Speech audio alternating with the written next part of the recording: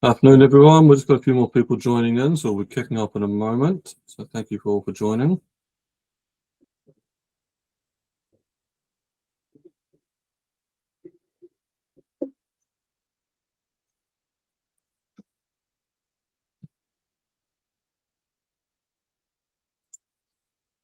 All right, I think that's a good time. So we'll kick off. So welcome everyone to this. One more person. Welcome to this webinar talking about integration, specifically EDI integration.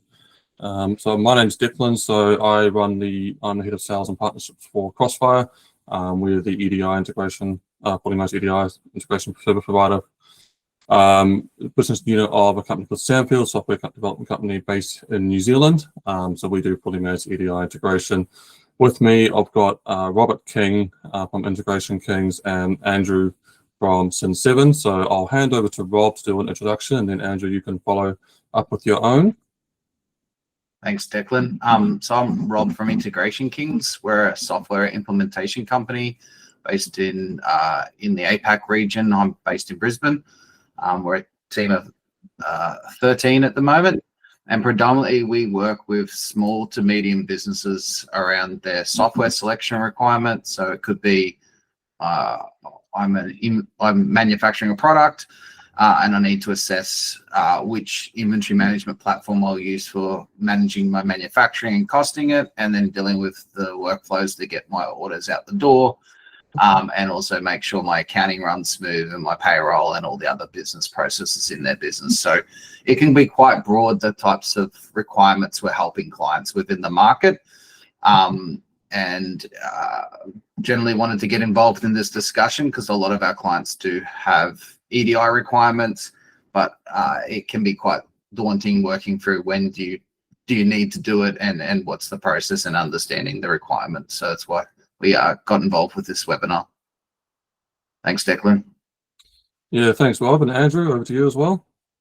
Hi, everyone. My name is Andrew from Cin7. We are inventory management software. I've been with the company now almost 9 years and worn multiple different hats, but the last few years I've been focused on working with our partners, both the likes of Integration Kings, but also our integration partners like Crossfire EDI.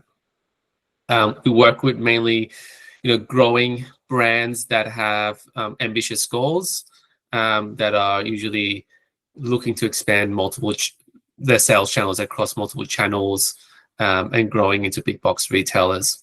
And looking forward to today's webinar. Thanks, Declan. Thanks, Rob. Thanks, Andrew. So, the purpose of this meeting, webinar, is to have a chat around the reason Crossfire exists and what EDI is and why it's been around and what it kind of does. So, EDI is a software that's fairly old. It's been around a long time, and the basic purpose of it is to exchange electronic data with electronic information. So specifically in the order process fulfillment area, so receiving things like purchase orders, sending back acknowledgements, invoices, shipping information, stuff like that. So there's quite a broad spectrum of where it kind of can cover, but that's kind of the common areas, and one of those areas we'll be covering off because for most businesses, it is a common area space for them to need. If you're manufacturing goods or if you're purchasing goods, being able to automate that flow of documentation as much as possible can show huge benefits. So we'll go through a few different points here. We'll cover off some real world examples to show the benefits and return on investment from integration when it's done right. We'll go over some of the roles, responsibilities, and skills needed by each party involved in the process. We'll understand the implementation process to make sure you're set up for success and how you can also unlock sort of additional value. So what I'll do here is I'll hand over to Andrew to have a bit of a chat around, if we're going through the integration process, what skills are needed from the customer. Awesome. Thanks, Declan. As mentioned, we work with brands across the globe, right? Right now we have brands in about just over 100 countries that we support, and a lot of them do sell into big box retailers. And obviously, as most growing brands, you're very ambitious to maybe try out a big box retailer, maybe in a specific region, or try it out globally. And it's a lot of focus and attention and time is going to getting the retailer over the line, but not much time is gone into actually planning, seeing what resources you need, what are the actual integrations, and setting expected realistic timelines. So there's a bit of a gap usually, and what we find is that between, okay, I need to win the targets of the world, but also knowing like how does the integration actually work? How am I actually going to capture orders from target? How am I going to give data back and documents back into target so everyone is aligned and everything is moving smoothly, especially when you start receiving your first orders. And usually businesses or growing brands don't have the internal resources or the knowledge, right? Because it is a new sales channel. A lot of people master their e-commerce or marketplaces, but when it comes to big box retailers and EDI specifically, there's a lot of unknowns, and there's the devil's in the details in a sense. So some of the skill sets that either you got to look for internally or work with a very experienced partner to really help you understand is getting to know your own business processes and workflows. You might already have a very established marketplace or a very established e-commerce or wholesale channel that you're really got that working really well and oiled up. But when you start adding on big box retailers, you might need to review your entire process. It's not just adding on a different sales channel, but it's just doing a complete process review, reviewing your workflows, reviewing what data needs to come back and go back as well. So the exchange of data, what does that look like when you bring on a big box retailer? And then having that all properly documented to see how it meets your current tech stack, and if that's sufficient, or if you need to look at your tech stack and how they integrate and what that looks like. And then being able to, once you got that, clearly map it out and then communicate it to your relevant software partners and consultants that you have involved, and how you're going to achieve this desired outcome. This is where we see most brands fail. They'll get the big box retailer over the line, they'll get the contract signed, and then they'll go, okay, I'm going to take my first order next Friday.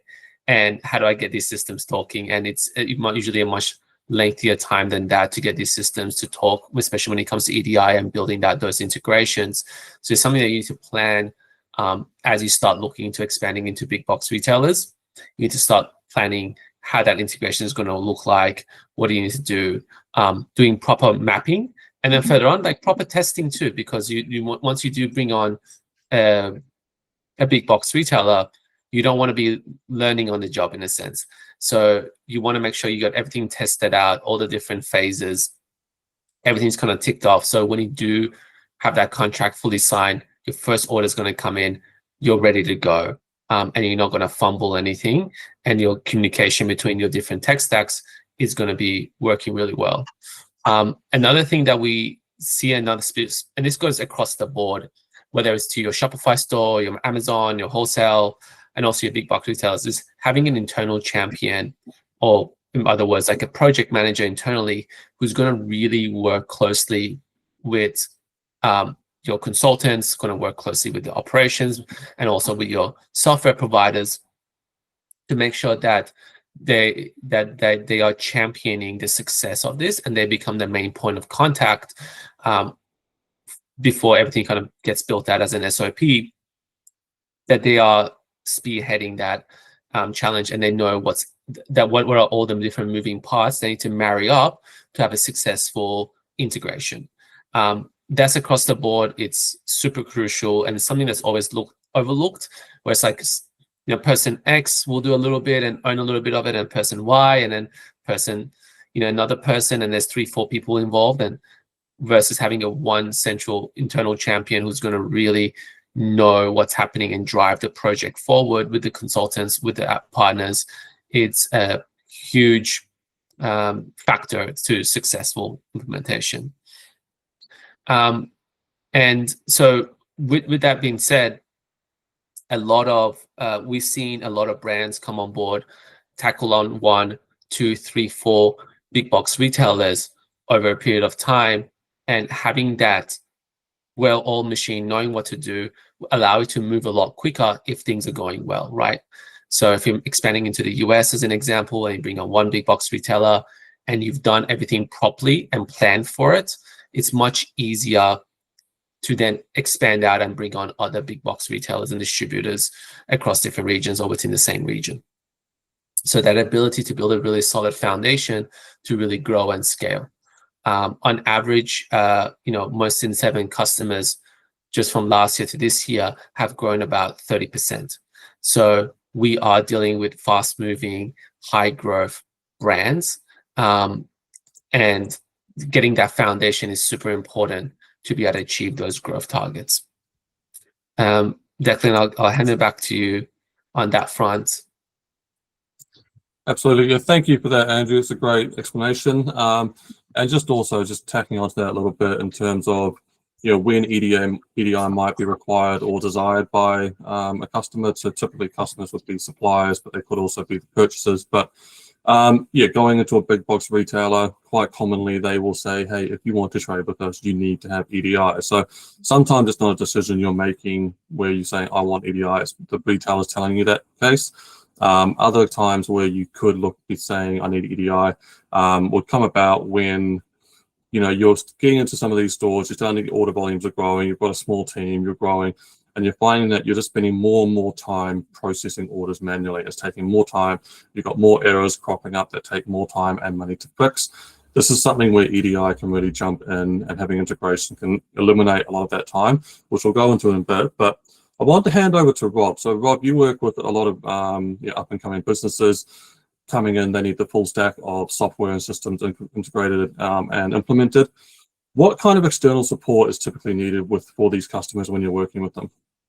Yeah, good question, Declan. And it's something that we do help work with our clients a lot on. So initially, we might have a client inquiry that's an inventory business. We might go through a discussion and a deep dive understanding of how they get their orders. So they might have some, as Andrew said before, they might have some orders on Shopify coming through that channel. They might have some on a wholesale B2B portal. And then they might say, look, Rob, we've got 3 or 4 big box retailers. And then we'll sort of dig in a little bit deeper, and we might ascertain that, yes, for say example, I've got a client at the moment, they do supply to Coles and Woolies, but they haven't integrated that into their IMS. So literally what they're doing at the moment is they're jumping on Coles and Woolies back end, logging in, getting the order, get the order out, and then manually key it back into their inventory system. Human error can creep in there, like overall, and the two systems aren't tied together. They'll run standalone, independent. And so we would map through that at some point in time. It would be a decision to actually integrate that together and run an EDI with a partner like Crossfire to take the orders from Coles and Woolies straight into your inventory management system. So we help with the decision making around that part initially with the clients we're working with. When is the right time to bring it on based on order volume? And then typically what we will do is sit down and map through, okay, how does the order come in? What's the steps and process it needs to go through? How are they working between the different platforms? How are we dealing with things like barcoding, labeling, and the whole procurement of actually meeting the big box retailers' requirements? Because at the end of the day, you don't want to be taking your first order from Coles and Woolies, jump on their portal, go, great, got my first order, prep it, send it, and then it gets rejected and sent back to me, and I get a big fee from Woolies because I didn't meet certain requirements. So it's making sure we understand the requirements of that big box retailer that we're going to start working with, and making sure we're automating as much of the workflow as possible through the procurement. And sometimes it does mean jumping back into, say, for example, Cin7 and building it out with right dimensional data, or building out barcodes correctly for some businesses, just so we can operate at the level that the big box retailer is expecting. So we help with mapping that out and understanding the requirements, and then providing that feedback to Crossfire to actually configure correctly to meet your requirements. So because we do get a lot of clients that know that they get an order off the big box retailer, but it may not be mapped out to an integral level of how it's going to workflow. and they may not know the steps of automation that they want. So, for example, some of the things that you might want is pulling down the order first from your EDI into your inventory platform, having your staff pick it, pack it, generate the invoice, and then in some cases pushing the invoice workflow back, or that it's left the warehouse, pushing back alerts for EDI as well. So depending on each big box retailer, depends on what information we can share back and forth in the workflow and the documents we can share back and forth. So, but we've got to have the right information in Cin7 or any other IMS to be able to procure that correctly. Perfect. Yeah, thanks, Rob, for that. Just wanted to drill on a little bit further around responsibilities of each party when we're going through this process. So when you're working with these clients, what are some of the key things that they need to be aware of that really do sit on their shoulders or on their plate to make sure that they have that handled or planned in advance when they're going into this process? Yeah, that's a good point. So one of the things we do, work with clients on a lot of education, I suppose, perspective is, let's say we were dealing with, EDI can sometimes not just be the big box retailer. EDI could be also your third-party logistics company. That's, you could have a situation where I'm selling the Coles and Woolies, but I don't even warehouse it myself. I've outsourced that to a third-party logistics company, and they also run EDI. So we, as Crossfire or even Integration Kings, we can't control those external vendors. We're not the ones paying their bill.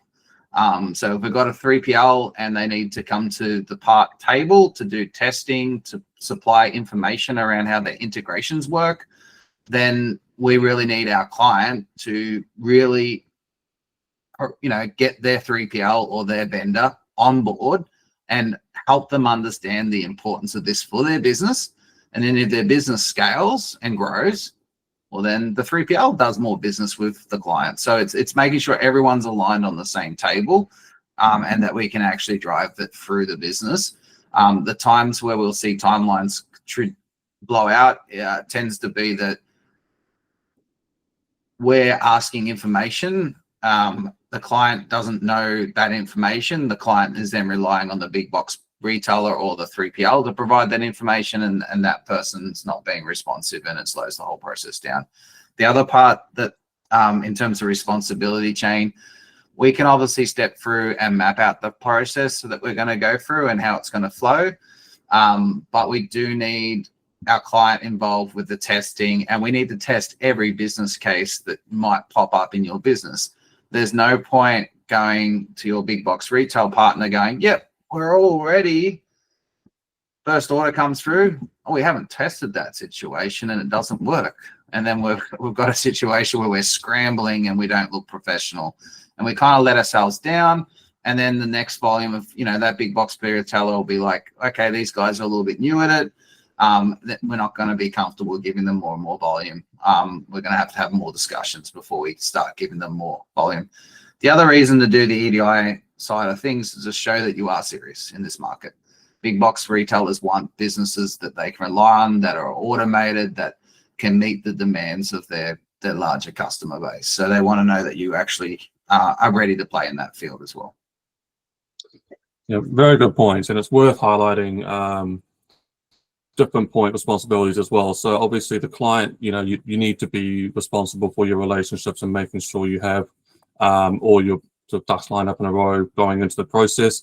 Where someone like Crossfire will assist with is obviously going through and working out that mapping and technical connection of the EDI and going through that testing process. So the scenarios that Rob alluded to are most commonly dictated by the retailer or the big box retailer. They will tell us the scenarios that are required to be tested, and we will go through those scenarios. But I wanted to highlight a point that Rob mentioned where around responsiveness from everyone involved is key. If we have multiple test requests that we have to do, raising test orders or invoices to be sent off to be approved, having someone that can respond promptly to these requests is key. Someone who knows the system or knows the process. Otherwise, that process can really drag out. We do have scenarios where we have promised a certain timeline or given an estimate, And it's dragged out because key parties on the other side are taking, in some cases, weeks to respond to each request. That's going to really drag out that process, and then it doesn't look good for either the retailer or the supplier. So we want to make sure that there is someone involved that can really spearhead, champion the process, and just be responsive to any kind of requests made by either party. It could be someone like Rob, could be Crossfire, or could be the big box retailer. That's a really key point there. So what I want to jump into next is a couple of real-world examples that we have gone through. So customers of Crossfires that we have who have basically seen huge benefits from EDI. The first one is AU Vodka, so they're a UK-based premium vodka brand. When they reached out to us, they were basically going through stratospheric growth. They had a fairly small team. Their order volumes had risen by over 400% in a short period of time. And basically, they had their accountant there who manages all their accounts, who was also processing all of their orders into Cin7 Core. So he was stretched extremely thin. They had more accounts coming on board. They reached out to us, and we had to talk with them around the integration process and the time that could be saved. Initially, we connected them with 4 of their retailers and saved up to 4 to 5 hours per order. So not every order takes so long to process, but with some big box retailers and some scenarios, orders can be complex if you have an order that includes multiple stores or lots of product lines being entered. But they had some orders that were taking them extreme amounts of time to process. So we eliminated all of that data entry. We increased the order accuracy from 85% accurate orders, with the 15% orders being typed in incorrectly, typically data or typos going in there, increase that to 100%. So what that did is that freed them up to be able to then go and reach out and bring on more accounts. As of today, we have 13 retail partners integrated, and also their distillery. So the distillery is obviously manufactures their vodka, but also serves as a 3PL and distribution hub. So we've got a full integration with them as well, which Rob was alluding to, having the orders come into a Cin7. Once they're then authorized, they can be automatically sent off for shipping and distribution by a third party, like in this case, like the distillery. Another good one to talk about is actually a Australian-based company called Profile Products. So they manufacture sort of photo frames and of the such. They had one of their senior members or senior staff who was spending 60 to 75 hours a month just typing in orders. So a huge amount of time being spent just doing data entry, and that's something that doesn't really need to happen. Obviously, processing orders is key. We all want to get orders and get bills paid and make money, but spending that much time is not a very efficient way of going about things. So once we carried the integration out and connected to those retailers directly, that eliminated all of that time. So this gentleman was able to then go divert that 75 hours a month towards a more of a sales focus role, going out there and seeking new accounts. Within 12 months, he had secured a new account that was worth 30% of their total existing revenue. So huge growth that comes about just from freeing people up from doing that drudgery of data entry to be able to go and add value to your business elsewhere. So that's something that I think often gets overlooked. When people are talking to us, they see EDI, something needs to be done, but there's huge benefits that can come around on the peripheries of having that integration, freeing people up, and also eliminating that data entry. Okay. So moving forward, I wanted to kind of cover off very briefly what a typical integration process looks like, or EDI process looks like once it's set up. So you can see we've got 3 columns here. The leftmost one would be a retailer. So we're looking at this from a perspective of a manufacturer or a supplier, and you're selling products into your big box retailers. So your big box retailers on your left, if you're operating your ERP systems, so in this case Cin7, it's in the middle, and then you have a third party. So what Crossfire does is we sit in between each of these columns. So we sit as a platform to connect your Cin7 to each of your retailers and your third party. I won't go through the process in a huge amount of detail, but what I will kind of highlight is that pre-EDI, you would have touch points or data. You'd have to be either clicking or entering or downloading orders at each of these columns. At each step there that you can see, going from order sent to purchase order received to authorized, there would be a touch point for you at every one of those points.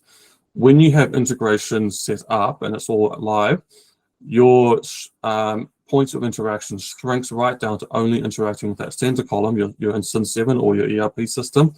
So your Cin7, you would receive orders, you would authorize them. The rest of the steps right the way through to an invoice being authorized is automated. We will take orders and we will send them off to your third party 3PL. Once they have packed and shipped the goods and they send the shipment information back, we will take that, push it straight into Cin7 and also send it on to your big box retailer. And then once you've authorized the invoice, we take that and send it off. So you're taking where you've got multiple touch points, dozens of clicks, lots of data entry, down to really only a couple of clicks to fulfill that process, saving you time, and as we alluded to before, eliminating that data entry risk. Because some big box retailers don't like it when things go wrong. They will potentially issue fines or other sort of punishments, so to speak, in order for things to make, try and incentivize people to get things right. So that's obviously a big motivation for some people, is to kind of avoid those setbacks that can come from getting an order wrong or sending the wrong shipping information, or your invoice doesn't match what was sent in terms of the product. These are things that can have massive impact, not only on that order as a cash flow, but also then your future business and future orders, as Rob was talking about, where maybe the retailer says, we're not quite sure if we trust these guys, that they're willing to play in this space as they should be. You want to look professional and bring them more work or bring them more sales from them. Just one item I want to add on to this diagram, Declan. So obviously, a retailer places order, comes in your IMS as a sales order, you authorize it, and an acknowledgement that you can supply it. Now, one of the business requirements or process changes you can do, you could have it that once the sale order is authorized and acknowledged, that if you have the stock available, that you just auto pick it and get the process started. Some clients will decide that, okay, sale order authorized still needs to go to a stock manager to go, I'm right to pick it. They'll authorize the pick, and then it will go off to the warehouse or logistics company or so on. So just wanted to explain, although Declan's got this diagram where the workflows in here are how they're running, you do have the flexibility to tailor that based on each business case, and that's where it comes down to actually flushing it out. Like Andrew said right at the start, we need to really get down into itty-gritty for this customer. How do we want the workflow to work versus another one, or by channel or so on. Like, we have some conditions where people might have an order to a third-party warehouse. It's cash paid up front before order gets released. So we'll actually design the mechanism that an order can't get to the 3PL for that customer unless it's been reconciled and paid in full, preventing things going out that haven't been paid in full based on their contract. So that's where it comes down to getting the understanding documented so that this workflow could be set up as fine-tuned as possible to eliminate human errors. Yeah, it's a very good point. Thanks for that, Rob. The systems is malleable. We can customize to build to your requirements. So just again, reinforcing, it's really critical that anyone looking into integration understands your own workflow. You need to understand your workflow and how you want things to work, different business rules and processes that you may have. Every business is unique. You could have two businesses producing nearly the same goods, selling to the same retailers with the same system. You would expect that most things would run identical, like the integration would be the same.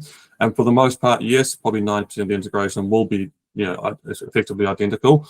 However, every business is unique. Everyone has quirks on how they like to process things. As Bob was talking to, maybe back orders. How do you handle back orders if you've got stock out of hand? How do you handle accounts who maybe need to pay up front? These are all different things we need to drill into to then make sure that the system is built to suit your needs as much as possible, rather than trying to tell you how to fit into a system. So understanding that is a really key thing for us. So, and for you coming to us to talk to us about it, knowing how your business works and how you want it to work from a workflow perspective.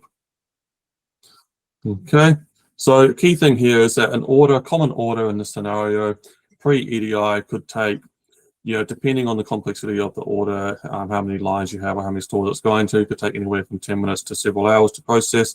This can really be reduced to a couple of minutes. So huge time savings beneficial there. Okay. Something else to talk around, which is really key, and Andrew did a really good point, sort of highlighting this earlier, is timelines. Getting the EDI integration set up. We do get lots of requests, and Andrew and Bob kind of alluded to people coming to us and saying, I wanted to launch into this big box retailer. Can we have the integration set up by this Friday? And it's Tuesday. The answer every time is going to be no. It takes time to go through these processes. Typical process in terms of implementation, and I'll let Rob jump in here because there's several phases that go into it. And Rob, you will kind of typically be involved in that first stage of discovery and scoping. You've got a customer coming to you. So what would kind of go into that, and how long would that typically take for you guys? Yeah, so typically with initial clients we work with, we do a full business process scoping. It doesn't require a couple of meetings, and it typically could take 2 to 3 weeks to build out that specification.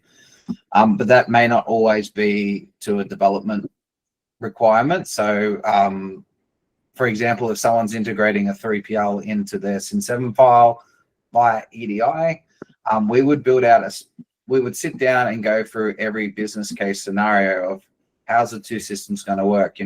How's your sales orders going to flow through? So that could take a week or two of having a meeting, building out a scope, getting the client to review it, refine it, and making sure we've got everything documented correctly before we go to Crossfire EDI.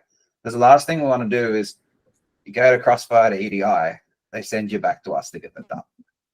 We want to go to the provider ready with the scope, and then that does allow Crossfire EDI to really give you a defined scope going, yes, that's doable, that's doable, that's doable. All the information's ready to go.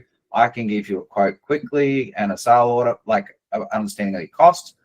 And then we get into the deployment stage, and that's to get to there. So typically 1 to 2 weeks thereabouts, Declan, on that spot, on the scoping part. Yeah, thanks, Andrew. I'm sorry, Rob.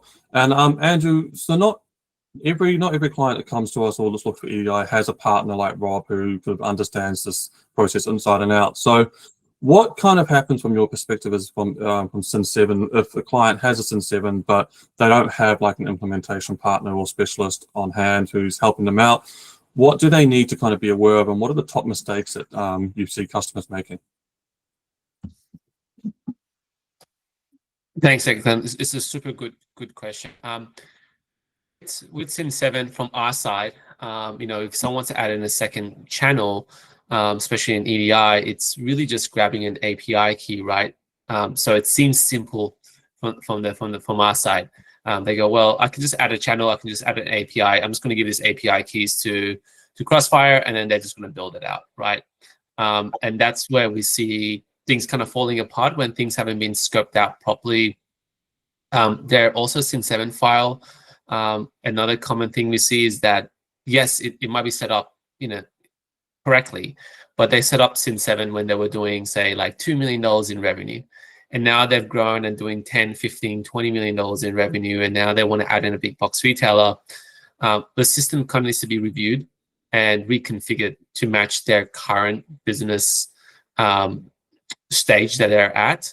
And they need to have a further, again, more importantly, like thinking about their workflows, right? Just not simply thinking, okay, I just do this on a piece of paper. I just need to do that now on a computer screen, versus coming through with like a more like engineering mind frame, saying, how can I re-engineer this to take the most out of what my current platform, say Cin7 provides, and what Crossfire provides, and what kind of automation can I get to grow and scale and reduce my manual data entry, but reduce error, but also give me the infrastructure I need to tackle on more and more of these channels as I grow and scale. So that's usually the biggest issue, is they don't really think about their IMS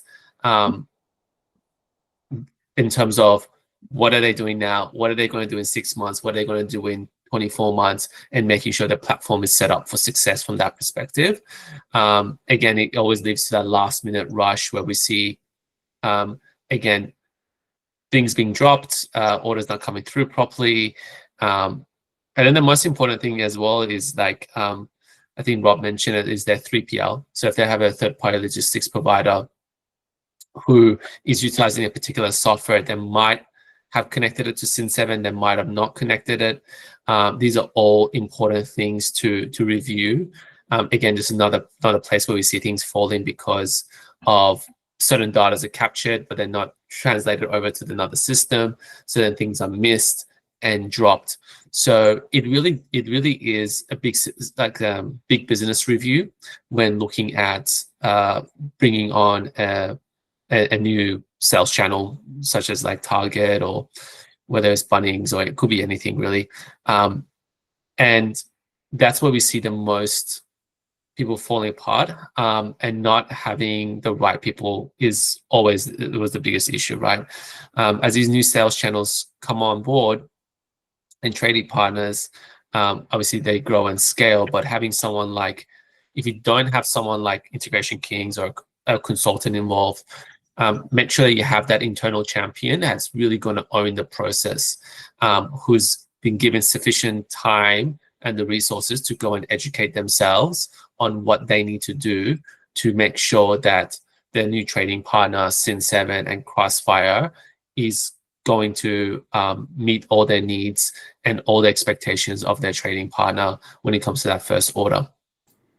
And the other thing is probably like something that's less looked at is looking at it from an ecosystem approach.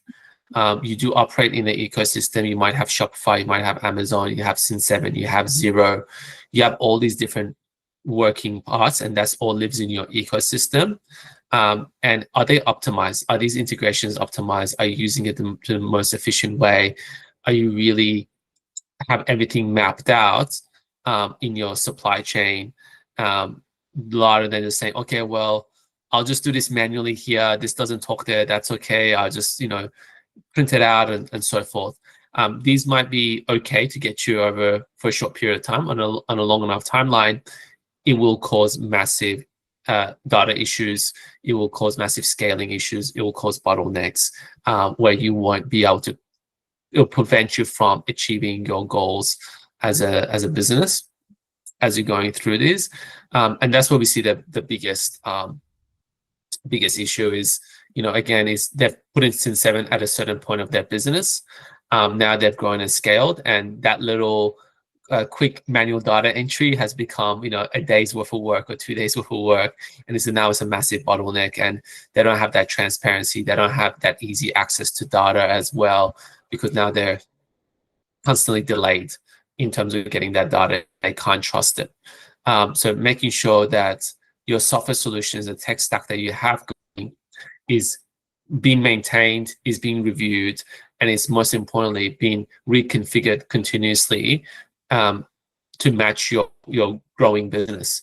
As you grow, there's going to be inherent complexities that come in through that.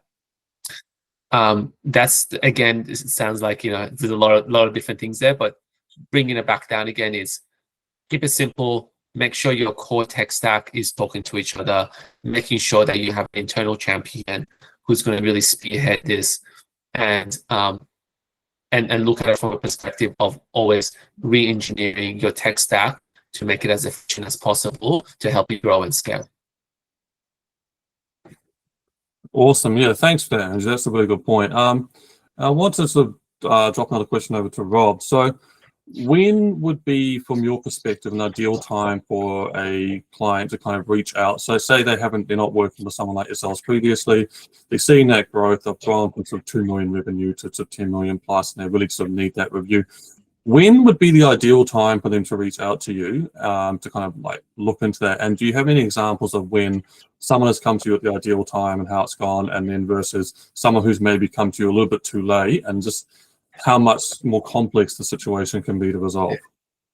I would say, from my background, Declan, you can never do this early enough. So, for example, a number of years ago, we worked with a client who supplies to the pet industry, to a big box retailer.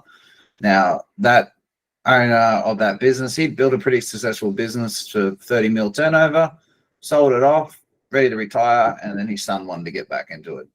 And he lectures at university on business and stuff, and he runs mastermind groups. Now, he came to us and said, look, this is what I did in the past. Put an ERP in, grew to a size, redesigned it, grew to a size, redesigned it. But I didn't start with strategy, first and foremost. I never was strategically thinking about how does the data flow through my business and what's the requirements as I grow. I just kind of just got going and then patched things up as I went. So for his next business, he decided even at zero investment and no sales, let's strategically map out when do I need EDI and when would I bring that on so I can identify it right up front before I go promising things that I can't deliver on. And so, because he learned that lesson in the past. So I always think that there's not a particular size where you need to go in. It's just, it'll determine how much work. Most clients that we work with are between, say, that $5 to $20 million turnover. They've got a number of years of growth under their belt. They could be stable, not growing too much. And typically that's a lot easier to work with change management to put platforms in and change things over and recoach and deploy systems. But the other type of client we will often work with is, I'm just growing out of control, Rob, and things are breaking everywhere, and it's just a schmozzle. And like, I had one client we worked with doing really well, growing quite rapidly, very good cash flow, was at the business where I just want to sell it or throw it away because it's causing me too much mental headspace issues. Because it just wasn't systemized. It was literally a Shopify file and a Xero file doing roughly 30 mil a year. No inventory management, was looking at big box retailer contracts, couldn't deliver on them, was doing it all manual through portals. So that to get the inventory management under control in that business took a good year and a half of re-educating all the staff, retraining, deploying it, putting it in. And they're only now re-looking at opportunities they were previously looking at that they couldn't take on, because they couldn't take on those retailer opportunities because they just weren't ready for it. So we often see there's not an exact right time to sit down, I think, but there's the consequences of putting it off for too long, because without mapping that out, you're limiting your growth. And as we've talked about this whole discussion, you might have people doing data entry jobs who have gone to university and studied and are reduced to keying stuff from one screen to another screen. And in this day and age, I don't think any of us have either studied or had a work career to go to work to key data from one screen to another screen. And we don't have to do that anymore. Software and technology is at a point where we shouldn't be doing that. I hope that answered the question. Yeah, that was a perfect answer. Thank you for that, Rob. Exactly what I was looking for. So, conscious of time, so I'll just quickly run through the rest of the scenario, and then I'll hand back over to Andrew to talk about the Cin7 ecosystem a bit more, which he alluded to. But looking through this timeline in terms of integration, so going from the scenario where you've spoken to someone like a Rob at Integration Kings, and you've got your process, you kind of understand what you need to do, and you reach out to a Crossfire to get your integration underway. It's really important to understand the time that it takes typically to get an integration from a point of sort of a project being approved to a go live status. It does take time. It's typically broken down into two phases. So your initial phase will include things where we do like the business and identify your business rules and logic that we talked about before, like how do you handle back orders and such like that, making sure all that's ready. We'll get introductions made to each of the big box retailers or connections you want, which could include a 3PL, a bit of a scoping session on what capabilities that 3PL has, because third-party logistics, I don't think has been kind of pointed out enough here, is that you have the whole range of capabilities with some sort of external providers you work with in 3PL. So some will have their own robust in-house built systems. They'll have teams that work on everything. They can support anything and everything, and they're very good at it. Others will be literally operating off spreadsheets, emails, and PDFs, and they'll say they can support everything. But when it comes down to nitty-gritty, when you start trying to build the integration, it turns out they can't. So it's really critical when we're working with someone who's like a third-party view, that we have that conversation up front, identify what they can support, and then how we will handle, our side of things based on their capabilities. And there's a lot we can do. We can handle things in many different ways, from your EDI integrations to literally converting things like spreadsheets or PDFs. But we need to understand that scope up front. So making sure we have those conversations, understand the capabilities, so we can map and plan everything is critical. So that entire process would typically take 4 to 8 weeks to get through that. Then what we do is we introduce an integration specialist who will actually start building those connections between those big box retailers and 3PL. So they'll put the mapping in, they'll map the different fields and translation that need to happen, apply the configuration for the rules and logic that we've identified and discussed, and then we go through the testing process. So as kind of alluded to before, that's typically dictated by the retailer. They're all different. Some, like a Woolworths, is quite good to deal with. You know, they get through quite quickly. Other retailers can take a very long time to get through because they have lots of scenarios to get through. And what hasn't been mentioned is that these big box retailers sometimes have their own timelines or lead times or such they have to work to. They sometimes don't have the capability to pick things up when you want it. So you've got to keep that in mind as well. Once we have gone through the testing scenario, it's been approved, we switch the integration over to live within 21 days. It goes through 2 weeks of hypercare where that same integration specialist will actively monitor every connection and make sure everything's working. Once we're satisfied it's working as it should, we switch over to regular support, which is actively maintained and monitored on a 24/7 basis. So that's kind of understanding of that process, and that's typical process for phase 2 would be 4 to 6 weeks typically. Obviously variations can come in if there's a lots of testing to be done. If someone is taking a long time to respond to test requests, that will obviously get dragged out. So this is make sure you are aware of these different factors and some things that can really affect that timeline when you're planning, when you want to get your EDI live and when you think you need to go live, and work backwards. My recommendation would be to allow 12 to 14 weeks from a time of signing off your EDI, not reaching out to talk to us, because it could take several weeks to get through that scoping and sort of sign-off process. From the time of you actually accepted the proposal to go live, you should be allowing 12 to 14 weeks for most scenarios. It's really key to kind of understand that.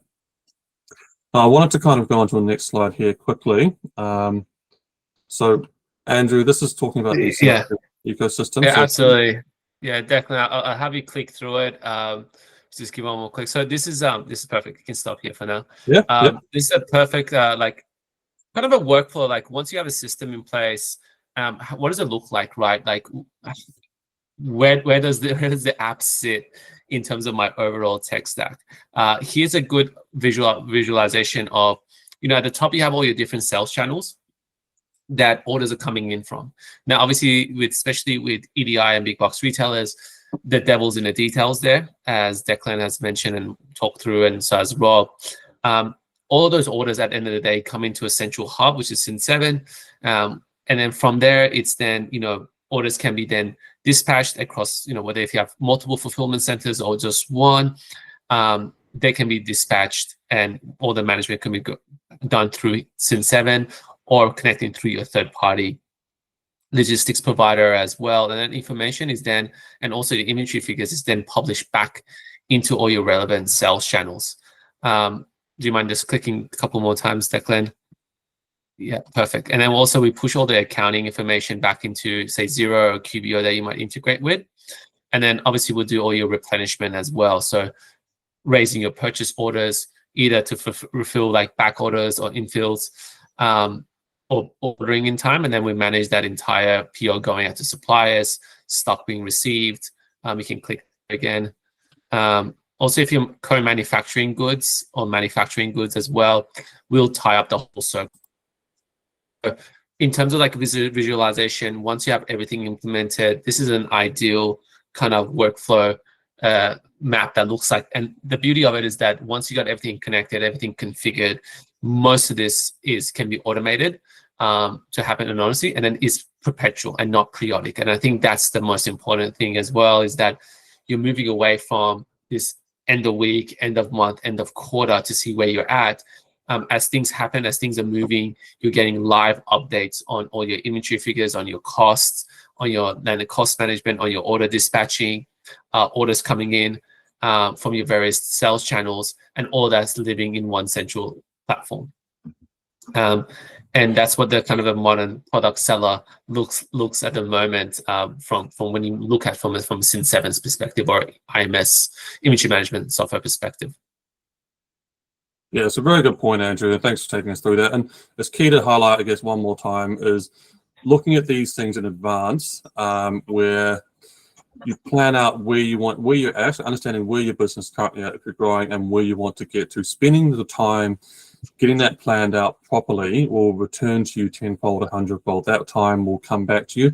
So even if it looks complex, as Andrew mentioned, most of this can be automated. So from your day-to-day interaction or workload, it will be significantly reduced. You won't have to worry about most of it. With the right systems and integration setup, it'll all just be happening in the background and allow you to focus on things like growing your business, doing your marketing, going out and acquiring more accounts, etc. So being the time here is always going to return your investment many, many times over. Yeah. That kind of, is any other points you want to bring up, Andrew or Rob? Otherwise, we will jump into. No, I think there was one question that was asked that I think I'd love to speak to it, and I think I'll pass it on to Rob. But there was a question asked about what are the potential risks from a Q&A here, disruption that an SME should be aware of during the system integration or implementation process. At Cin7, we see a couple of things across the board. One is when they don't have it usually happens when they don't have a good consultant on board that's guiding the project. But it's, they plan their go live date. It means like, this is the day we want to go live. Say it's like a Wednesday, and Thursday they're going to have a new catalog launch. They're going to do a big sale globally. And then they're also going to bring on a new 3PL provider like that week as well. So everything's happening all at once, and there's just not enough time to do testing and stress testing and rolling out properly. That's something that always we see that's kind of goes wrong. Sometimes through our support channel is, hey, we plan go live today, and we're good to go. And then the next day they're like, hey, we just had an unbelievable sales day where we had 100,000 orders come through globally, and now the system's like not handling it well, or we didn't configure X, Y, and Z. Now it's kind of messy. So timing is crucial. And again, it goes back to that planning and having a bit of a foresight and looking ahead, or looking to the horizon, saying, okay, well, I have these big items coming on. I need to do the work now, so I'm nice and prepared. I've got the system working. It's a pretty well-oiled machine. I've tested all the different scenarios for a successful go live from there. That's one, and the way you address it is just through planning ahead of time.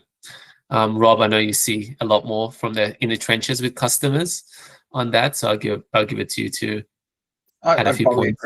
Agree with yourself, Andrew. There, like it comes down to planning. Ultimately, if you're trying to deploy a new system, you do want to give yourself some breathing room and try and, like, everyone wants to make sales, but there's no point making sales if then we can't get the orders out and we disappoint our customers and we've got a refund and we've lost a customer because we didn't manage the expectation properly because we weren't ready to take on that volume. So typically we recommend when you're doing an implementation, try and don't do any promos, don't do any extra sales, get the system running right.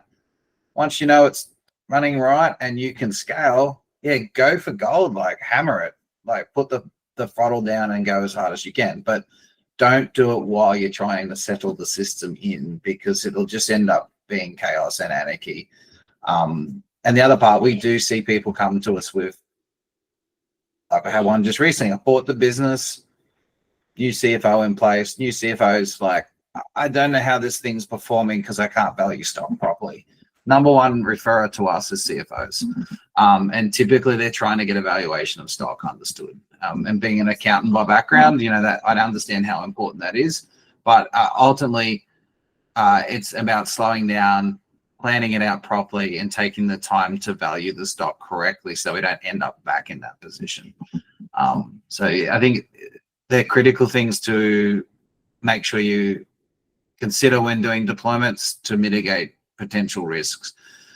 Because the other risk you have is if you don't do it properly, let's say you've got Shopify, Cin7 and Xero, and you don't understand the workflows, and you've got your sync going live with Xero, you could really destroy your P&L and balance sheet in Xero and not, need to spend money with a bookkeeper to fix it up because you didn't plan it out properly.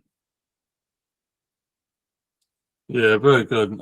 Thanks for that, Andrew and Rob. So Very good answer to that. So we have got a couple of other questions. So one that's come up, should I use EDI if a retailer hasn't requested it? Yes, it depends largely on probably your volume. So how much volume are you doing through and how much time are you having to spend on these orders? I'll give a good an example that we come across a lot.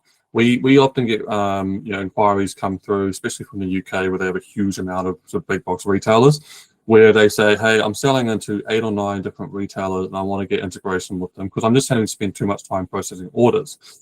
One of the first questions we'll ask is, how much volume are you doing with each of those retailers? And 99 times out of 100, it will become very apparent very quickly that 2, maybe 3, but normally it's 1 or 2 of those retailers will be accounting for 85 to 90% of their volume. So those couple of retailers, they could be processing 50, 100 orders or more on a weekly basis, where next kind of couple you might be processing 1 or 2 orders a week, and then your last few maybe only 1 a month. So really around EDI, it's around where you're going to see the maximum return on investment in terms of your time saved. If you're only having to process 1 order a month or 1 order a week and it's not taking you much time, potentially sticking with it, doing it manually is the better option because you're not going to see as much of a return on investment. Where you really want to get the value is hit those low-hanging fruit, hit the ones that are really taking out the bulk of your volume, get EDI integration with them, and then that you'll see those benefits really come through. And once you've done that and you kind of see the result, then you kind of look at tackling that next layer. So yeah, the answer is yes, you can use EDI if a retailer hasn't requested it. It will largely come down to, how much time are you having to spend on your orders? What's your volume like?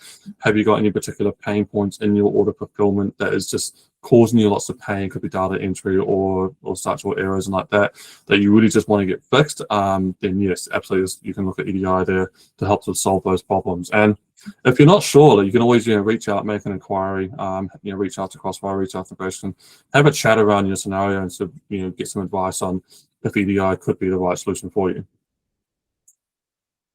Had another question, Alex, from Zinus. It did cut off, so you were kind of giving a bit of a overview of your business. It has kind of cut off, I think, before you got to your question. So I'm not sure if you want to maybe try and just type the second half of your question out again and we can go back to that and answer that one for you. But just while we wait for that, I'll move on to the next question. So in our experience, what stage of a project is usually the most critical? And where do you see clients stumble because they didn't invest enough time or resources? So, Rob, I'll hand over to you for this one first, and then we can kind of step into the push it out a bit further. Yeah, so I would say there's 2 stages in answering this question. 2 stages that I see as most critical. The first one is always the planning. So planning out when you're deploying a new system and ensuring you thought through methodically the requirements and what it's going to take to get it deployed and who's going to be involved in the project and what's their responsibilities and how you're going to drive it forward. And then I would say that the other part that is most critical, where people stumble, is the testing. So we often will pick up projects with clients where they've done it in-house. There was really, poor planning around, understanding the workflows in the business and the things that could go wrong and the risks. And then at the other side, things weren't tested. So they've gone live with their 3PL, for example, but no one's tested the orders and the orders aren't going across properly. And then they've inquired the Cin7 and then Cin7 sent it to us to try and fix up. And then we uncover that the 3PL really doesn't know what they're doing. Like the 3PL they're working with is meant to track batch numbers on food, but they're not tracking it. They're not compliant. So you shouldn't be with that 3PL. So there's a lot of things that they're the 2 points we often see. It's either in the planning up front or in the testing of an integration, making sure you've tested it thoroughly. And that's a very good point. Tracking your stock is very important for any business. And if you're with a third party that does not track that stock properly or doesn't follow the rules that have agreed upon, then you're going to find that you're going to start having stock discrepancies, which could eventually mean that maybe you try and make a sale to a big box retailer for some product that you don't actually have. So that can obviously cause issues and relationship breakdowns there. So really critical that your partners that you're working with, especially in that third party space, you can trust them that they have the right systems and processes in place and that they are going to do what they say they're going to do. So doing your due diligence there is very much a key aspect here or process. Alex, yes, if you want to reach out at some point, I want to understand what solution you require. So you're operating Shopify marketplace channels with a third-party L, none connected, all manual Excel forms uploading each time. So yeah, this is something where, Rob, this again is probably something for you or even Andrew, you could step in as well, because it sounds like you've grown to the point where getting a proper ERP system like a Cin7 in place would really be the foundation to kind of start growing your business and scaling and tying everything together. So these are kind of customers I'm sure you deal with all the time. Andrew or Rob, if either of you wants to step in, kind of a bit of advice. I'll step in and probably can provide my answer to Alex on how we would normally handle this. So typically we'll sit down and do a big picture health review of how you run the business. I'm assuming you've got Shopify for your web store, you've got multiple 3PLs, and then you've probably got a zero file. And in most business cases, it may not be all talking. So we would sit down and map it out. We would first, more than likely, would be in the situation where we're going to recommend an IMS like Cin7, because if I put the old accounting and CFO hat on, I want to know how much stock you're sitting on, what's valued. I've got orders coming in from customers and I've got buying stock in and where's the COGS. I want to know those metrics. Everyone wants to know those metrics. They're important. So we need to track the flows through the business. The other part of it is we would typically, with most of our clients, we survey their 3PL. We literally say, look, do a formal email introduction to your 3PL you're paying money to store your stock with.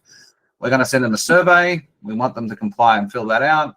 That's going to give us a simple document to have a discussion with about what's their capability, what's their back end they're running, what WMS they're running, can it be integrated, can it not?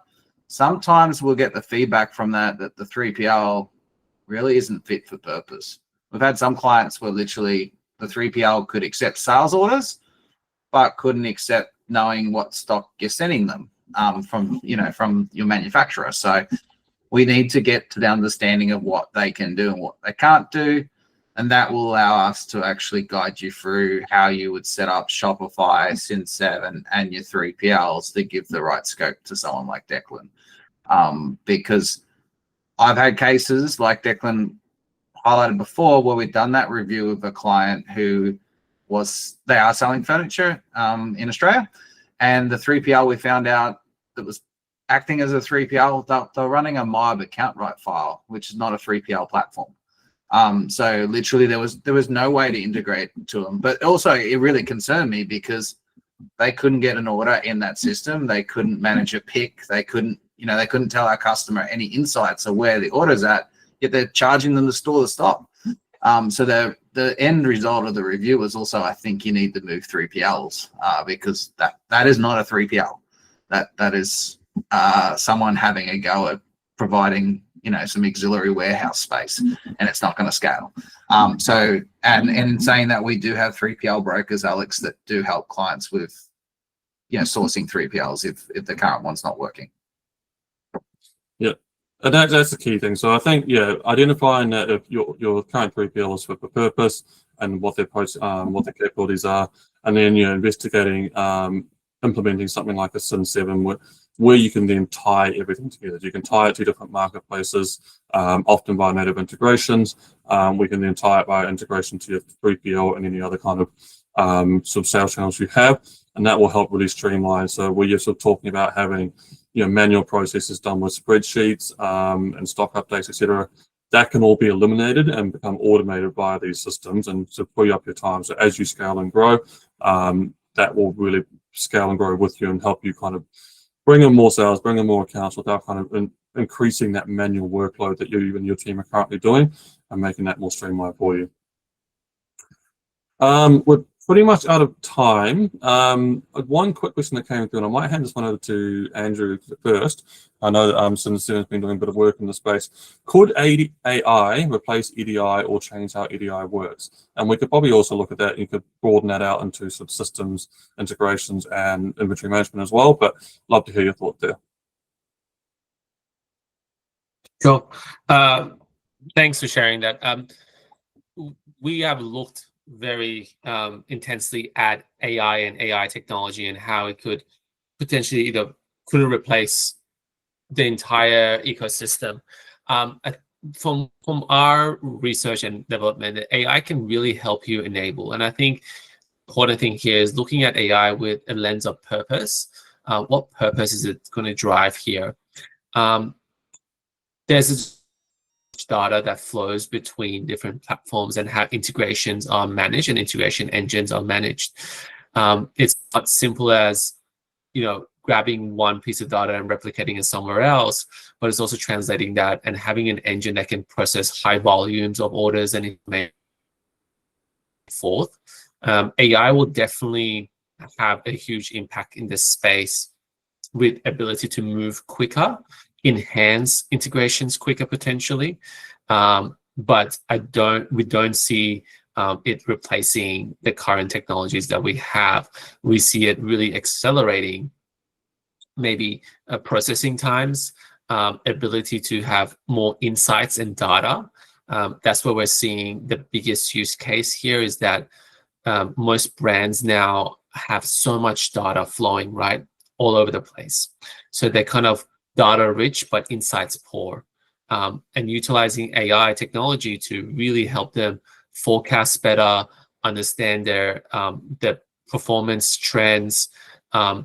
The biggest value that we've seen now from AI is, and really from like machine learning, is ability to really see what could potentially, which SKUs or which variant of an SKU could potentially become dead stock to them, and getting rid of that, and getting what should be cash in their bank account, which is inventory sitting in their warehouses, and getting that moving along and preventing those types of scenarios to really help businesses increase cash flow and allow them to really be a healthier business at the end of the day, and be a much more leaner business who is doing a lot more with a lot less.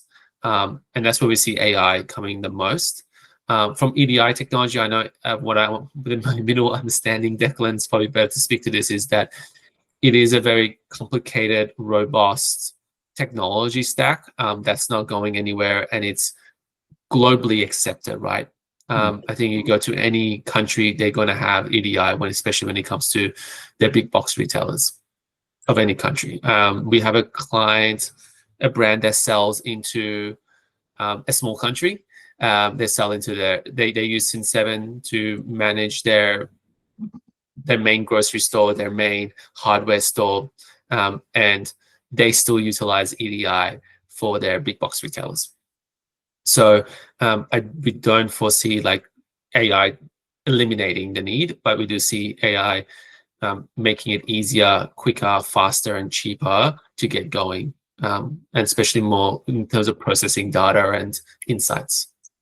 I think just to add my perspective on it, I don't see EDI being replaced either by AI. Where we have seen it is maybe you got so small volume that you can set up a portal for the orders coming from the big box retailer, but you decide, hey, it's not worth the cost to integrate that into Cin7. So you might use a form of AI that would read the email and transcribe an order into Cin7. But the downside of then, it's never going to do what a full EDI integration would do, because it's never going to interact back and forth between you and the retailer with that workflow that Declan said. Because let's face it, the big box retailer is not going to let your AI app in their platform to interact with them. They're going to be like, EDI is our standard. It's been around for a long time, and that's where you have to interact through. So the AI could only really be used if there was some case where you didn't integrate the workflows, and you might still be getting a document to an email box that needs to be put in Cin7. That's where we're seeing it being applied right now, quite regularly, but not to replace the workflow that is required for EDI. Yeah, those are very good points. Thanks, both of you. From an EDI perspective, as you both kind of alluded to, it is a technology that's been around a long time. It's very well established. Everyone understands it. So having AI replace it, I won't profess to be an AI expert, but having it replace is probably not something on the cards or in the future. Andrew made a good point. It could be used potentially to enhance the setup, so streamline and speed up the setup of an EDI, but not actually replace the EDI process itself. So it's very early days in that space. It's probably can't really talk to what the future could hold. But at this point, I'd quite confidently say AI would not replace EDI. At most, it might enhance the setup and make it a little bit easier to get integrations up and running. That was the last question, and we have gone a little bit over time, so thank you for those who are still here. We really appreciate you coming on, and thank you to Rob and Andrew for joining and providing your expertise. If anyone does want to reach out about integration or EDI, you can reach out to us on Crossfire. There we do have a form you can submit. Andrew or Rob, if someone does want to reach out to either of you, what would be the best ways for them to go about that? Thanks, Declan. From our end, it would just be to probably jump on our website, integrationkings.com. Just fill out the inquiry form there, or if you're on LinkedIn, you can find myself personally on there, and a lot of people do message me and chat to me on there initially before we go to a meeting. So either of those methods are fine from my end. Yeah, awesome. Same here. Feel free to jump onto the Cin7 website, mention that you've spoken to or attended the webinar. You can also reach out to me on LinkedIn or just directly with my email address. We can send everyone out a follow-up email with my personal details. So yeah, feel free to reach out in any shape, form. Yeah, absolutely. And the same goes here. We've got the form.